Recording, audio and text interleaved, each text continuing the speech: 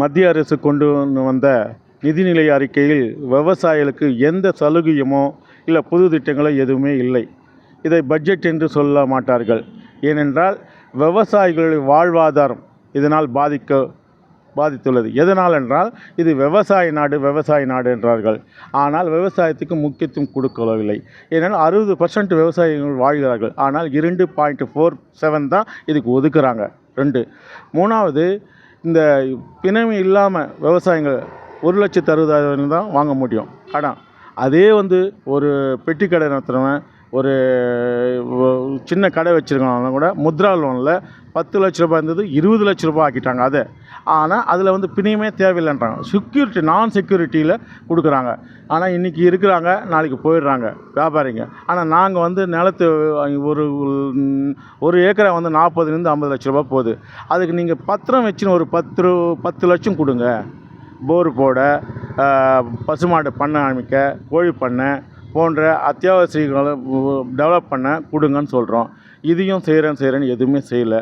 அப்போது இந்த பிரதமர் அவர்கள் நாங்கள் மதிக்கிறோம். ஆனால் பிரதமர் இந்த விவசாய கொள்கையை நாங்கள் முற்றிலுமாக இங்கே வெறுக்கிறோம்.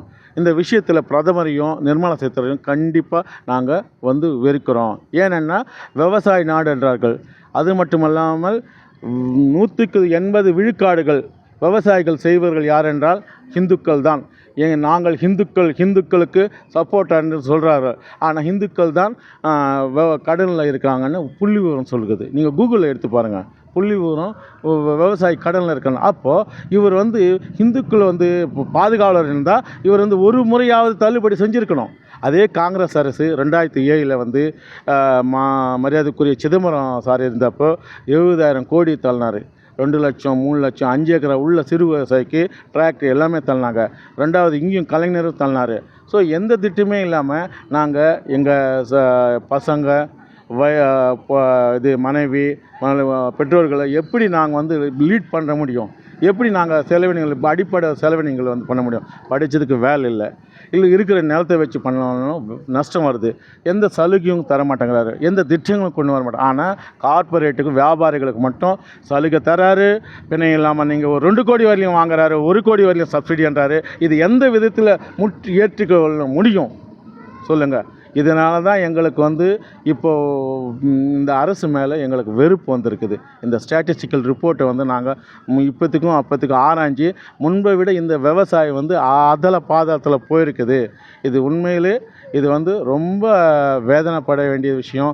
இங்கே வாழ்வாதாரம் மொத்தமே 70% 60% விவசாயிகள் எல்லாமே இதுதான் இருக்காங்க. இன்றைக்கும் தற்கொலை நடந்து தானே இருக்குது. இன்றைக்கும் அவர் நான் இரட்டிப்பு காக்கிறேன்னு சொன்னார் பிரதமர், சந்தோஷப்பட்டோம்.